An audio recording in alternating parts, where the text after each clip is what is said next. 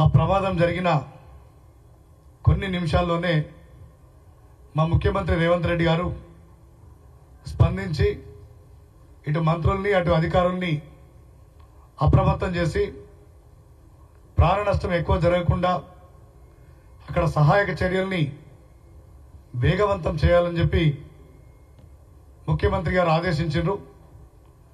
వారి ఆదేశం ప్రకారం మంత్రులు తక్షణమే రంగంలో దిగి అధికారులు వెనువెంటనే చర్యలు చేపట్టి ఆ సంఘటనని ఈ రాష్ట్ర ప్రజలు మొత్తం కూడా చూసిండ్రు. నిజంగా కూడా దురదృష్టం అట్లాంటి సంఘటన జరగడం. ఎవరు కూడా ప్రతి ఒక్కరూ బాధపడాల్సిన అంశం. కానీ ఇట్లాంటి పరిస్థితుల్లో కూడా బీఆర్ఎస్ పార్టీ నాయకులు శివరాజకీయాలు చేసడాన్ని తెలంగాణ ప్రజలందరూ కూడా వాళ్ళు అసహించుకుంటారు.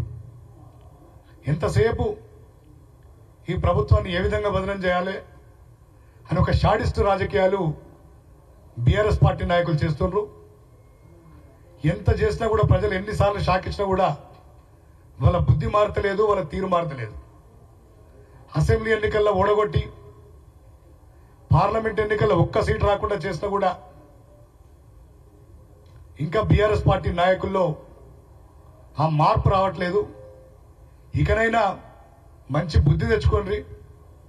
ఈ రాష్ట్ర బాగు కోసం ఒక నిర్మాణాత్మకమైన సలహాలు ఇస్తే ప్రభుత్వం స్వీకరించడానికి సిద్ధంగా ఉంది. కొండగట్టు మా నియోజకవర్గం చొప్పదండి నియోజకవర్గంలో కొండగట్టులో దేశంలో ఎక్కడ లేని విధంగా అతిపెద్ద బస్సు ప్రమాదం జరిగి 60-70 మంది చనిపోతే, ఎంతో మంది క్షతగాత్రులైతే ఆనాడు ముఖ్యమంత్రిగా ఉన్నటువంటి చంద్రశేఖరరావు గారు కనీసం సంఘటన స్థలానికి రాకపోవడం, ఏ ఒక్క బాధితుని కానీ ఏ ఒక్క క్షతగాత్రుని కానీ పరామర్శించకపోవడం యావత్ తెలంగాణ ప్రజలందరికీ తెలుసు. మీరు కాళేశ్వరం ప్రాజెక్ట్ కట్టేటప్పుడు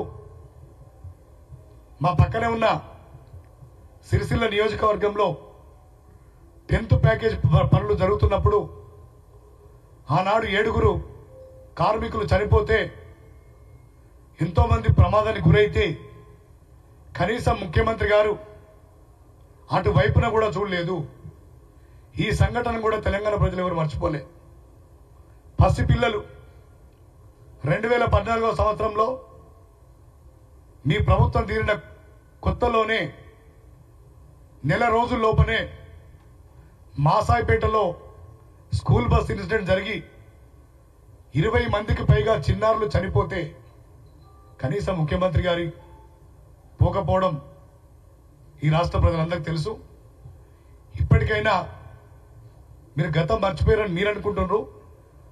యావత్ తెలంగాణ ప్రజానికి అందరికీ తెలుసు మీరు చేసిన దుర్మార్గాలు, మీరు ఏమేమి దుర్మార్గాలు చేసిండ్రో, ఎంత అమానవీయంగా ప్రవర్తించిండ్రో తెలంగాణ ప్రజలందరికీ తెలుసు. మీరు ఎంత తక్కువ మాట్లాడితే అంత మంచిది. మీరు ఎక్కువ మాట్లాడినంత మాత్రాన మీకేదో మైలేజ్ వస్తుంది అనుకోవడం మీ మూర్ఖత్వం.